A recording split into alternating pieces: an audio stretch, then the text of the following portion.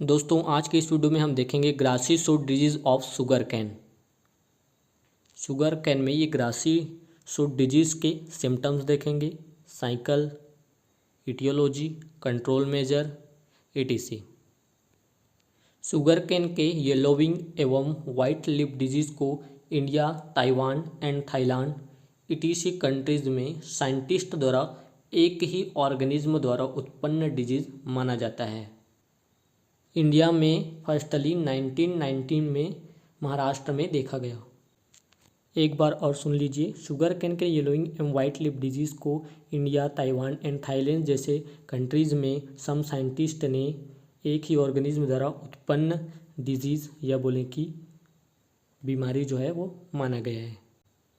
India के अंदर अगर देखें तो फर्स्ट बार 1919 में महाराष्ट्र में देखा गया। 1942 Maharashtra Belapur sugar cane varieties को 419 पर देखा गया था। यह डिजीज़ बाद में आंध्र प्रदेश, कर्नाटक, उड़ीसा, बिहार, उत्तर प्रदेश, मध्य प्रदेश, पंजाब एंड राजस्थान जैसे स्टेट्स में फैल गया। इंडिया में को 419, को 191, को 195, को 1007 और को 1107 जैसी रेजिस्टेंट वैरायटी पाई जाती है। एक बार फिर सुने, 1942 में महाराष्ट्र के बेलापुर शुगर कैन वैरायटीज़ में को 419 पर देखा गया था। यह डिजीज़ बाद में आंध्र प्रदेश, कर्नाटक, उड़ीसा, बिहार, उत्तर प्रदेश, मध्य प्रदेश, पंजाब और राजस्थान में भी पाया गया। इंडिया में को 419, को 191, को 195 और को 1007 और को 1107 वेराइटीज़ पर यह जो डिजीज़ है वो पाया गया था। आगे देखेंगे सिम्टम्स। यंग क्रॉप पे 3 से 4 मंथ्स बाद इनिशियल जो सिम्टम्स हैं थिन, पेपरी, वाइट लीव्स के रूप में शो होती है। कैन का टॉप बाद में येलो हो जाती है। कैन की लेंथ शॉर्ट रह जाती है। क्लोरोफिल की कमी से क्लोरोसिस की जो प्रोसेस है वो भी स्टार्ट हो जाती है। एक बार फिर रिपीट कर लेते हैं, इसी बहाने आपको याद भी हो जाएगा।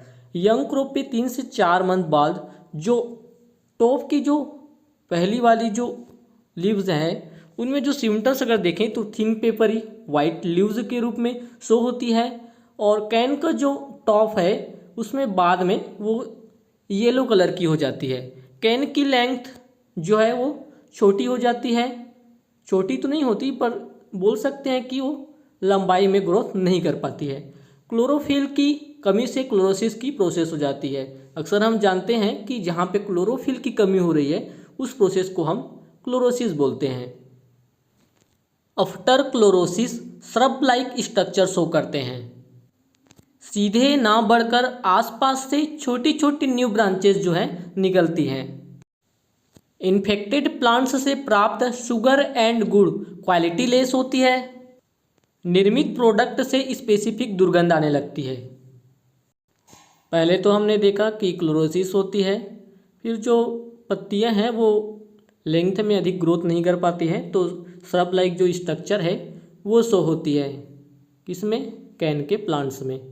और ये जो प्लांट है वो लंबाई में ग्रोथ न करके छोटी छोटी ब्रांचेस के रूप में इनकी जो ग्रोथ है वो होने लगती है।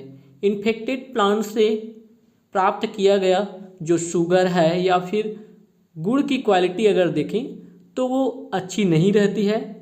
और इन्फेक्टेड कैन से जो प्रोडक्ट प्राप्त किए जाते हैं या कोई चीज़ बनाया जाता है तो उसमें एक स्पेसिफिक दुर्गंध जो है, स्मेल जो है वो होती है।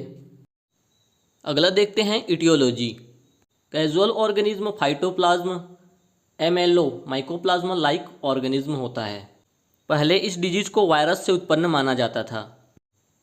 Corbett et al 1971 mycoplasma like bodies होते हैं कहा। Rishi et al 1973 infected sugar cane की फ्लोएम की माइक्रोस्कोपिक स्टडी की तथा फाइटोप्लाज्म का प्रदर्शन किया। जब ये फाइटोप्लाज्म स्टोमेटा से गुजरते हैं तो तंतुल या तंतुमय फिलामेंटस हो जाते हैं। अब इसी को हम फिर से दोहराते हैं। कैजुअल ऑर्गेनिज्म फाइटोप्लाज्म यानी MLO। और MLO का मतलब मैंने बताया था माइकोप्लाज्मा लाइक ऑर्गेनिज्म। पहले इस डिजीज़ को वायरस यानी कि विषाणु से उत्पन्न माना जाता था, यानी कि ये जो डिजीज़ है वायरस से हुआ होगा ऐसा माना जाता था। कॉर्बेट एवं इनके सहयोगियों ने 1971 में माइकोप्लाज्मा लाइक बॉडीज़ जो ऑर्गेनिज्म होते हैं ऐसा कहा गया। फिर ऋषि एवं उनके सहयोगियों ने रिसर्च करने के बाद 1973 में इन्फेक्टेड शुगर केन की फ्लोएम की माइक्रोस्कोपिक स्टडी की डिटेल में तथा फाइटोप्लाज्म का प्रदर्शन वहाँ पे उन्होंने देखा।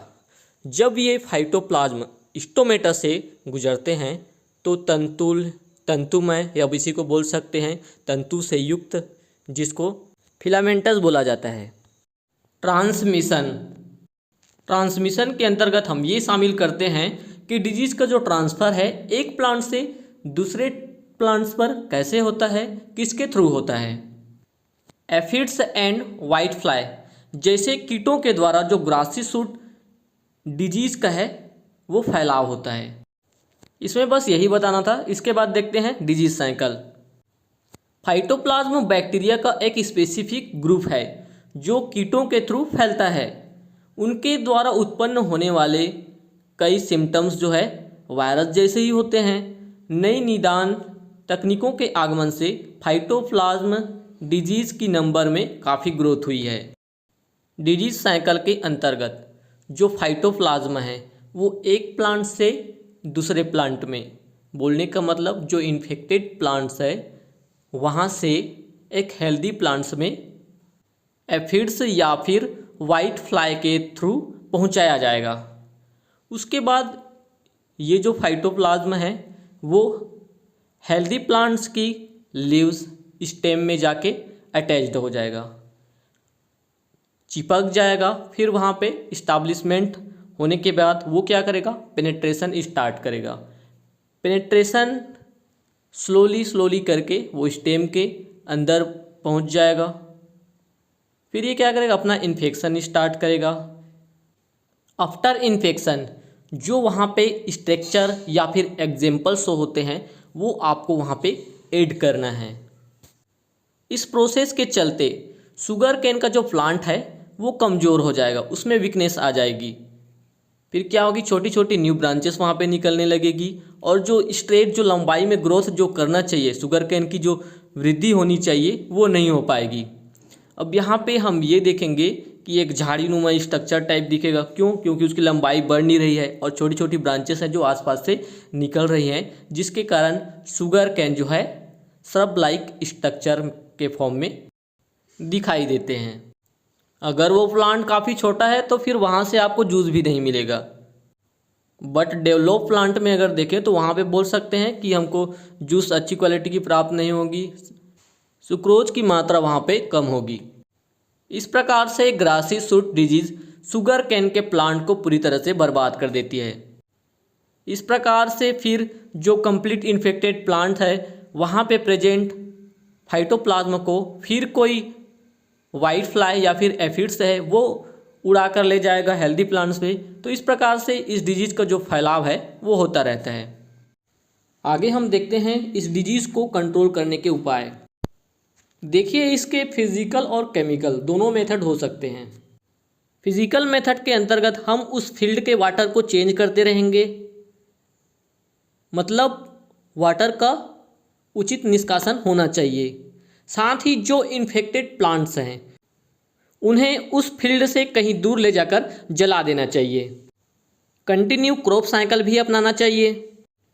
इसके बाद ग्रासी सूट डिजीज से निपटने के लिए कुछ केमिकल मेथड्स भी अपनाए जाते हैं, जिनको हम देख लेते हैं। हॉट वाटर 50 डिग्री सेंटीग्रेड पर 2 आवर्स तक, hot air 54 degree centigrade 8 hours तक, 0.16% मैलाथायान या 0.2% डाइमिकान सर्वांगी कीटनाशी घोल प्रति 15 डेज। तो सबसे पहले तो हमें गर्म पानी में 50 डिग्री सेंटीग्रेड पर 2 आवर्स तक शुगर केन को रखेंगे, मतलब उसकी छोटी जो स्टेम है उसको रख सकते हैं। फिर उसके बाद उसको अपने फील्ड में लगा सकते हैं। और एक है हॉट एयर 54 डिग्री सेंटीग्रेड तक 8 आवर्स तक प्रोवाइड कराने के बाद उसको फील्ड में अप्लाई करना चाहिए। फिर है 0.60% मेलाथायन या 0.2% डाइमिकॉन सर्वांगी कीटनाशी घोल प्रति 15 डेज में, मतलब 15 दिन के अंदर छिड़काव करते रहना चाहिए। इसके बाद हम ग्रासी सूट डिजीज़ के लिए कुछ रेजिस्टेंट वेराइटीज़ देख लेते हैं। रेजिस्टेंस वेराइटीज़ हैं को 1148, को 1158, BO 24 और BO 32। टॉपिक के लास्ट में आप अपने हिसाब से कंक्लूजन और रेफरेंस ऐड कर सकते हैं। ये वीडियो आपके लिए कितना हेल्पफुल है कमेंट बॉक्स में ज़रूर बताइएगा और वीडियो को लाइक एंड चैनल को सब्सक्राइब जरूर कीजिएगा।